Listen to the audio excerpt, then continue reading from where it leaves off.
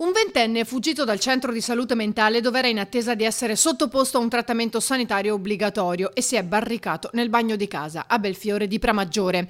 Solo dopo una trattativa di alcune ore i carabinieri di Portogruaro sono riusciti a entrare e calmarlo, impedendo che potesse compiere atti autolesionistici. Quando è fuggito, il ragazzo portava con sé uno zaino, motivo per cui i carabinieri non hanno potuto escludere che fosse in possesso di armi o oggetti potenzialmente pericolosi per se stesso. A quel punto è scattato il protocollo. Prima hanno evacuato la villetta di proprietà della famiglia del ragazzo, all'interno della quale si trovava anche il fratello. Poi hanno staccato la corrente elettrica e l'erogazione del gas. A quel punto è intervenuto il negoziatore del nucleo investigativo di Mestre e per sicurezza sono stati allertati anche i vigili del fuoco e il personale del 118. Poi è iniziata la trattativa, un colloquio di 6 ore.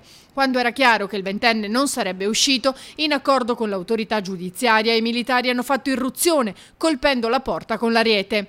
Sorpreso dalla rapidità dell'azione, il ventenne è stato incapace di reagire e immobilizzato dai militari. Poi è stato portato fuori e affidato ai sanitari.